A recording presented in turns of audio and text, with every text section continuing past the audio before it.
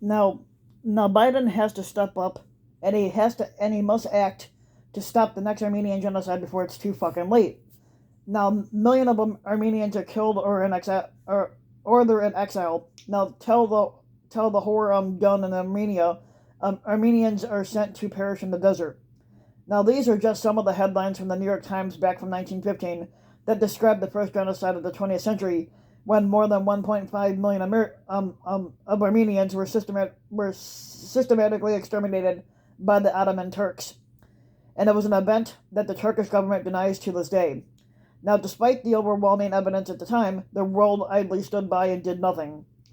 Now, in its most recent project, Ken Burns, the celebrated American documentary filmmaker, had looked at America's response or lack thereof to the Holocaust and its indifference in preventing one of the greatest humanitarian crises of the 20th century by asking if the nation lived up to its principles and ideals. Now, the United States had a long history in failing to prevent or halt any genocide, even though it does have a rich history of offering hollow statements like "never again," whether it was President Bill Clinton's mea culpa for failing to intervene in the 1994 Rwandan genocide, or of the Trump administration's loud but feckless accusation of genocide by China against the Uyghurs.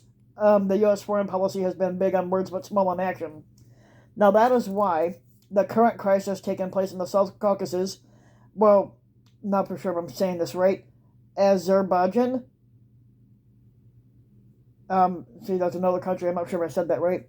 Is currently committing war crimes and atrocities against Armenians, and it offers the President Biden's administration an opportunity to change this narrative.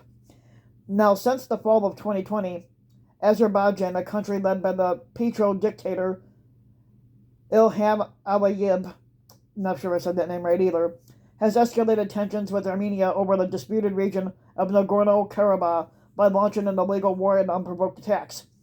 Now, Armenians see this latest acts of aggression by Azerbaijan as a continuation of the 1915 genocide and a threat to their existence.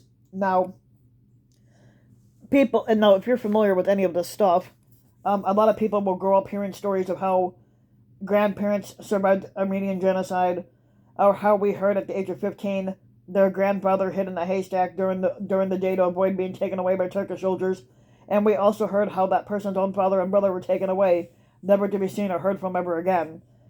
People will never forget the story of how people fled through the desert to Syria and made their way to Aleppo, where that person could have worked as a welder to make enough money to eventually settle in Cairo.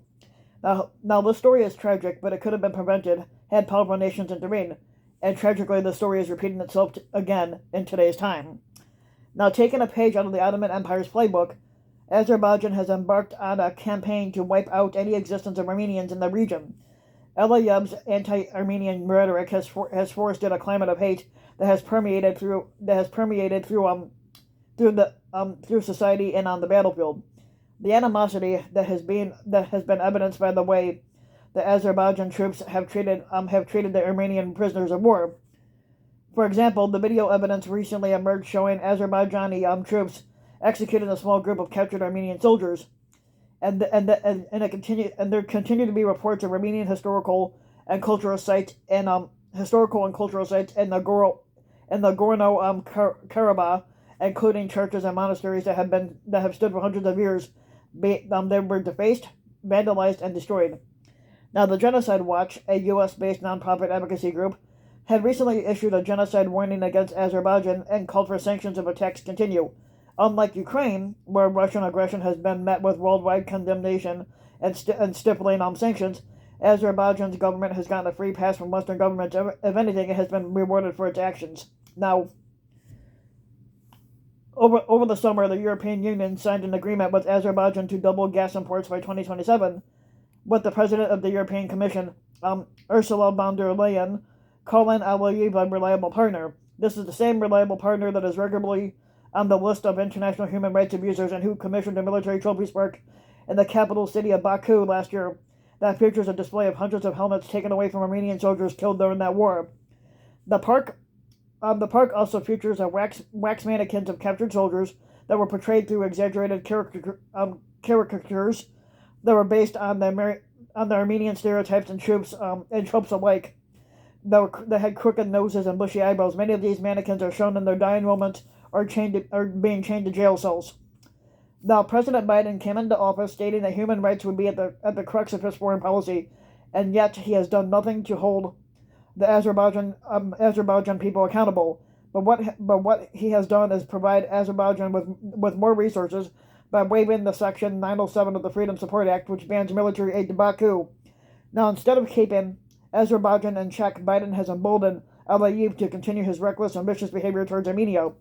Now, to be clear, Armenian Americans are not calling for the United States to intervene militarily, but the last thing that this country needs is another forever war. We want our government to acknowledge the crimes and atrocities that are being perpetrated towards Armenia, and for human rights abusers like Aliyev to be reprimanded and not rewarded. But why should Americans care about what is happening to a small country in a remote fucking part of the world? It's because history has shown that small conflagrations have the potential to spread into a larger wildfire.